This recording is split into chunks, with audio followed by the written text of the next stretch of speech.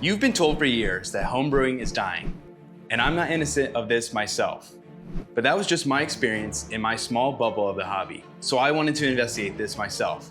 And what better way to do it than to head to the biggest homebrewing conference in the world, Homebrew Con 2026. And what I found at Homebrew Con really surprised me. And for the first time in a long time, I left with some hope on the horizon for the hobby we love. Not to mention, there was one of the most epic crossovers ever seen in BrewTube history. So I hopped on a flight and headed out to Asheville. But I had to make one pit stop first. Good morning, sleepyheads. I had a long series of flights, so I got in pretty late last night. But this doesn't look like a hotel room. What the?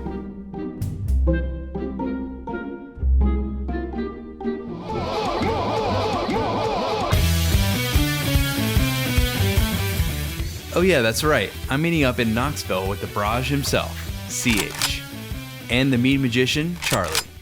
CH and I have a history, but this was the first time meeting up with Golden Hive Mead in person, even though we collabed on a video before. And let me say, he was just as cool in person, and we clicked instantly. I mean, he's a Packers fan. What's not to like? Anyways, after a day of catching up, we finally hit the road for Asheville. Roads? Where we're going, we don't take roads. This was my first time coming out here, and I was stoked to try some great brews. I'd always heard that Asheville was a top-tier beer city. But before heading into the conference, there was one place I needed to check out. Clawhammer HQ. You know when you've seen a place so many times online, and then you finally visit it, it almost feels like you've been there before? That's exactly how it felt. And even though this was the first time meeting Emmett and Kyle, it's like we've been friends for years. Yes, Kyle is as jacked as he appears on camera, and yes, Emmett's beard is even more glorious in person. It was super cool to walk around and see their setup and peek behind the curtain. And of course, I had to take a hit off the Rock beer. And to top it all off, my buddy Martin was there too. Martin and I have done several odd and bizarre fermentations before, but finally getting to shake his hand and thank him for what he's done for the hobby was a real treat. He's wicked smart, and I loved hearing that smooth British accent in person. With the Avengers of homebrewing assembled, we finally headed out to HBC.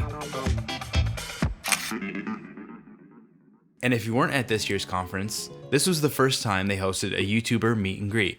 So along with these boys, we had some other names you might recognize, like the witty and self-deprecating Josh of Homebrew Happy Hour, Dennis of Cityscape Brewing, who had some of the best beers I tasted all weekend, Jeremy Lincoln, who I recently sat down on his podcast, the newly named Fit Gentleman, Bradley, aka Portly Gentleman, and the OG himself, Barbecue Larry, which for me was a personal highlight. I remember when I was just getting started homebrewing, and his channel was my North Star and the eventual inspiration for me to start mine. So I had to let him know how much he meant to me and the success of my channel. Clawhammer and a few other guys brewed up some beers to share, and they were all phenomenal.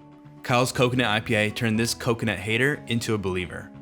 And finally getting a chance to try Charlie's meads showed me just how good of a brewer he is.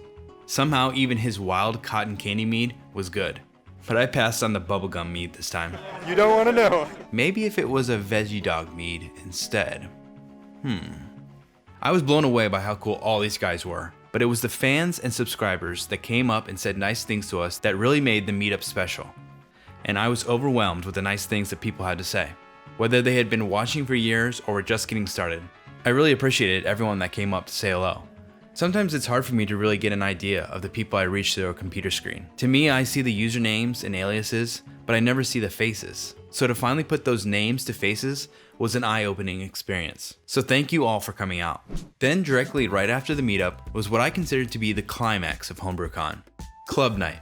Last time I went to HBC in San Diego, this was the most fun I had. Seeing people get dressed up, getting a chance to try some rare and unique beer styles, and just feeling the energy buzzing with excitement. And this year did not disappoint. The booth themes that the clubs went through were turned up to 11, like this one that was prison themed and had a secret code to unlock a secret menu.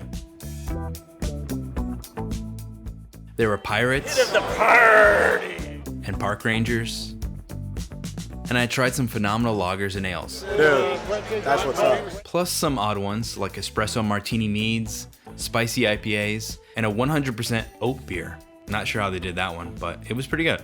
I particularly love this booth that had a beer engine that you got to pour yourself. You don't see that one every day. Everyone was having a blast and chatting it up. I talked to so many people that I had never met before and got their recommendations for the best and weirdest things they tried. It's like going to a beer fest, but everyone there loves the same thing as you, brewing and fermenting at home. So naturally, we all had common ground to instantly make a friendship. The only problem with club night is that you end up drinking the most random mixture of booze. So pro tip, drink lots of water in between pours. Tomorrow you will thank you. I can speak from experience. Now there's two other aspects to Homebrew Con that I want to talk about. First is the seminars. The seminars are still packed with brilliant people, and if you're looking to improve your brewing, they're incredibly valuable. Personally though, I found myself spending more time catching up with people than sitting in lecture halls. But don't get me wrong, I did attend a few, and I did learn some nuggets of info. But I'm just not sure this is the type of thing that would draw me back to Homebrew Con in the future. That said, Martin and Kyle had a seminar about blind triangle testing, which was one of the more interactive and interesting talks I saw. In fact, they even pulled little ol' me up to try and differentiate 3 beers with 3 different IBU or bitterness levels. And I was shocked at just how hard this was. I had nearly 0 confidence on distinguishing these beers. Confidence level out of 5. 1. And in the end, it showed. So if you put the most hoppy as the 45 IBU, that'd be pretty embarrassing. Somebody put the hoppiest beer as the least hoppy beer.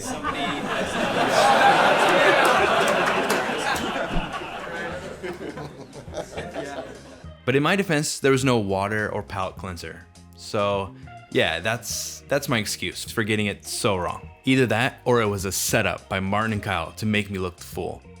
So nobody got it right. Did Kyle pour these? Are we sure? Yeah. I wouldn't put it past them.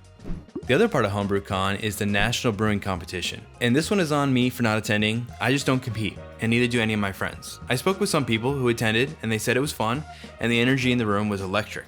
But I have mad respect for anyone who competes, and congrats to all the winners. So with that being said, I do have some things I think AHA could do better in the future.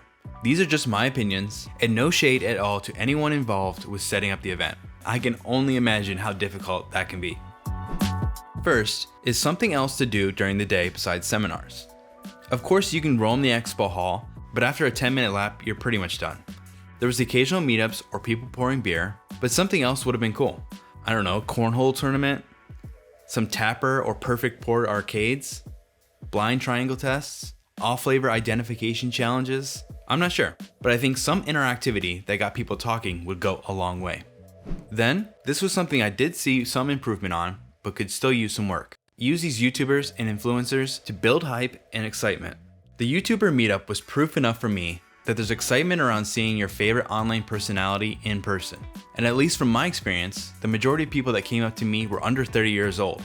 I know the AHA has been struggling to get some younger members, and using someone like Golden Hive Mead or any of these influencers to drive excitement in the lead up to HBC and during the event will be sure to bring in more young hobbyists. I was super happy to hear that fellow YouTuber and interviewer Doug Piper was speaking up about the inclusion of social media and the importance it can hold. So I do think there's hope for more things like this in the future. So after spending a few days at Homebrew Con, what did my investigation uncover? Is homebrewing actually dying? Honestly, I'm not sure. I'm sure people could pull up membership numbers or competition entries, equipment sales, really any metric they want to make an argument one way or the other. And maybe parts of the hobby are growing and maybe other parts are shrinking. I don't really have the answers, but what I do know is this. For 3 days, I was surrounded by people who were genuinely excited about brewing, fermenting, learning, sharing, and helping each other. I met creators whose videos I watched for years. I met people I collaborated with online, but never shared a beer with in person. And maybe most importantly, I met many of you who make it all worth it for me. And every single conversation reminded me why I fell in love with this hobby in the first place. Because at the end of the day, homebrewing isn't about the beer. The beer is just the excuse. The real hobby is sharing what you made with somebody. It's geeking out over fermentation. It's making friends with people you never would have met otherwise. Ooh, I'm so sorry for the world. Oh. Before coming to Asheville, honestly, I was pretty worried about the state of homebrewing. But after leaving, I think I can finally say I feel hopeful. There you go, Charlie. Here, on there.